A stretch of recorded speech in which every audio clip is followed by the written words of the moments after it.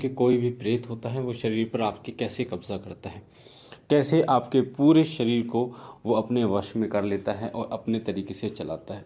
कई लोगों को ये भ्रम होता है कि प्रेत आज लगा और पूरे शरीर पर उसने कब्जा कर लिया। ऐसा नहीं होता। प्रेत को भी समय लगता है, धीरे धीरे वो आपके शरीर पर कब्जा करता है। कोई भी प्रेत दो तरीके से शरीर में प्रवेश करता है किसी भी इंसान के में। पहला तरीका होता है कि वो कहीं से लगा होता है और दूसरा तरीका होता है वो भेजा होता है। प्रेत से संबंधित कहने का मतलब है प्रेत हो गया, चुड़ैल हो गई, भूत हो गया, मशान हो गया, कुछ भी, जिन वगैरह जो भी हो गए। तो एक तो वो लगा होता है। अब लगते कहाँ से हैं प्रेत? क्या ये स्वयं लग जाते हैं? सबको लग जाते हैं, सबको चिपट जाते हैं? ऐसा नहीं है। प्रेत चौराहे से या फिर किसी निर्जल स्थान से आपको लगता है, या शमशान के आसपास से किसी व्यक्ति को लगता है, और ये भी कर्मों के आधार पर होता है। कर्मों का फल इसी रूप में कई लोगों को मिलता है। ऐसा नहीं है कि हर किसी को चिपट गए। दूसरा किस भेजे जाता है। कोई तांत्रिक ऐसा है जो आपसे जलता है, या फिर कोई ऐसा व्यक्ति है जो तांत्रिक के पास गया है और उसने किसी प्रेत को आपके ऊपर भिजवा दिया है, भेज दिया है। तो इस प्रकार से भी कोई प्रेत जो है वो आपके शरीर पर आ जाता है। अब जो तांत्रिक भेजते हैं वो किसी न किसी सामग्री से भेजते हैं। खून के छींटे कई लोगों को मिलते होंगे, कई लोगों को हल्दी से रंगे चावल मिलते होंगे अपने घर पे, कई लोगों को मांस के टुकड़े आपके दरवाजे पर आपको मिल गए। इस प्रकार से आपको मिलता है। या काली उड़द आपको मिल रही है, राई आपको मिल रही है, लौंग आपको मिल रही है, बताशा आपको मिल रहा है। तो इनके द्वारा तंत्र किया जाता है।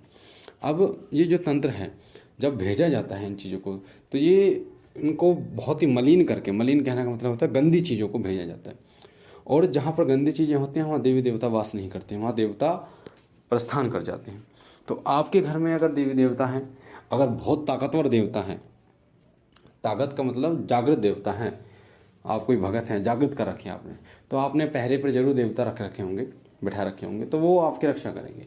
पर जिन घरों में जागृत नहीं होते उन घरों में नकारात्मक शक्तियाँ, गंदी शक्तियाँ घुस जाती हैं और जिससे देवता बाहर चले जाते हैं। फिर वही आपके घर में गंदगी फैलाती हैं और आपके काम को बिगाड़ती हैं, और फिर आप जगह जगह भटकते हैं, शरीर पर कब्जा कर लेते हैं। तो कोई भी नकारात्मक शक्ति, कोई प्रेत आपके शरीर पर काबू पाता है, लगभग 10 साल उसे लग जाते हैं, 20 साल तक उसे लग जाते हैं।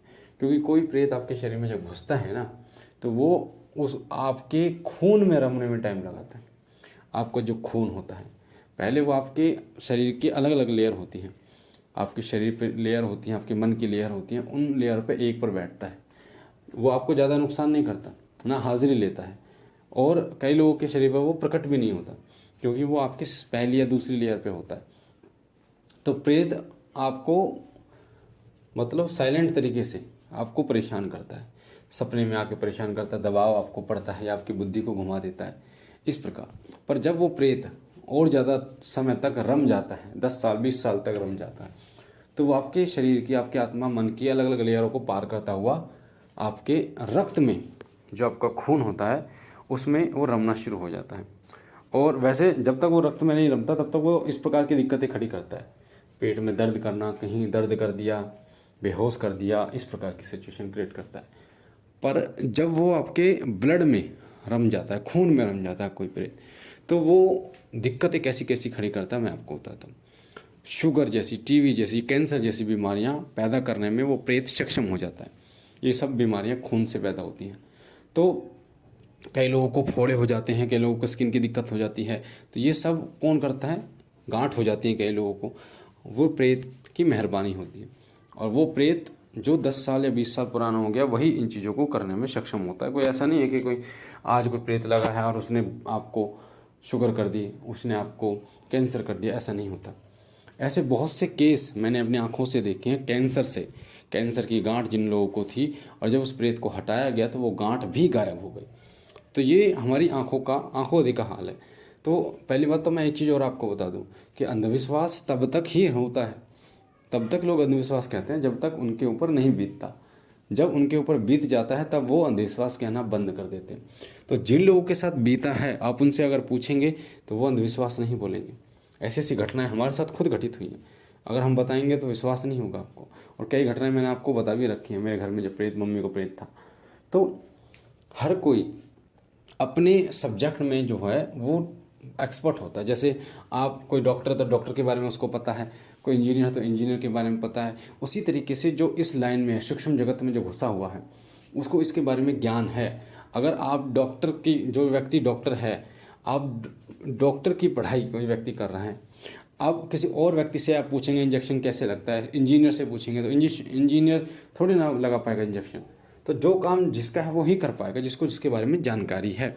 उसी तरीके से हमें इसके बारे में जानकारी है तो हम इसे आपको बिल्कुल क्लियरिटी के साथ बता सकते हैं कि प्रेत किस प्रकार से घुसता है, क्या करता है, क्या नहीं करता। मैंने आपको जैसे बताया, हमारे शरीर के 9 द्वार होते हैं और 9 द्वारों से प्रेत हमारे शरीर में प्रवेश करता है। मैक्सिमम आँखों के द्वारा, नाक के द्वारा जो प्रेत हैं वो घुसते हैं।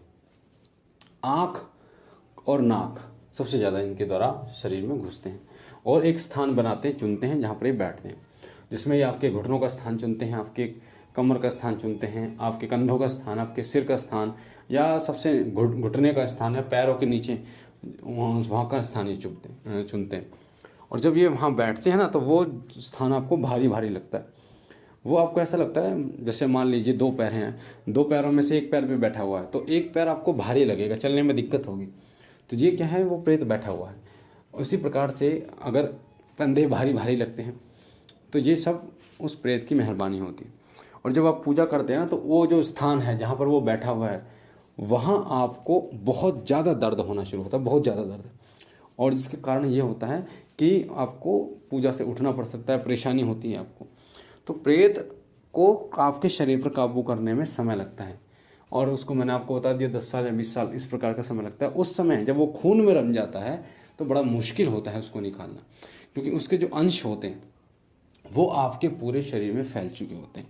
जिस प्रकार आप जल में दूध डालेंगे तो दूध पूरे जल में फैल जाएगा, उसके कण, उसके अंश पूरे जल में फैल जाते हैं। जल में फैलने के बाद उस दूध को आप इकट्ठा नहीं कर सकते, वो मिल चुका है। उसी तरीके से जब प्रेत कई साल हो जाते हैं, प्रेत को 10 साल 20 साल इस प्रकार 35 साल हो जाते हैं किसी प्रेत को शरीर में रमते रमते, तो उसका अंश पूरे शरीर में फैल चुके होते हैं। आपके शरीर को जैसे जहर फैल जाता है पूरे शरीर में, और वो आप एक एक अंश को निकालना बड़ा भारी हो जाता है। तो जो अच्छे साधक हैं, अच्छे भगत हैं, वो इन प्रेतों को निकाल पाते हैं देवी शक्तियों के कारण, और फिर धीरे धीरे इन अंशों को निकालते हैं। तो तरीका तो ये होता है कि सबसे पहले उसके सबसे शक्तिशाली अंश को निकाला जाता है, जिससे वो आपको ज़्यादा परेशान ना करे। उसके बाद आपके शरीर का बंधन किया जाता है ताकि आपके शरीर में वो दोबारा प्रवेश ना करे जब उसके सारे अंश खत्म हो जाते हैं। तो प्रेत को निकलने के बाद भी आपको ज़रूरत होती है अपना बंधन करने की, ताकि दोबारा प्रवेश ना करे, और आपको जप करना बहुत ज़रूरी होता है। इसलिए ये पूरी प्रोसेस है एक तरीके से, और इसको अपनाएंगे तो फिर प्रेत आपको नहीं नुकसान पहुंचा पाएगा। तो मुझे आशा है ये जो जानकारी है आपको अच्छी लगी होगी। पहली बार चैनल पे हैं, चैनल को लाइक कीजिए, शेयर कीजिए, सब्सक्राइब कीजिए और शिव कृपा परिवार के साथ जुड़िए। बाबा भोलेनाथ आप पर कृपा करें, आपके घर परिवार पर कृपा करें, सदैव आपकी झोली भरते रहें।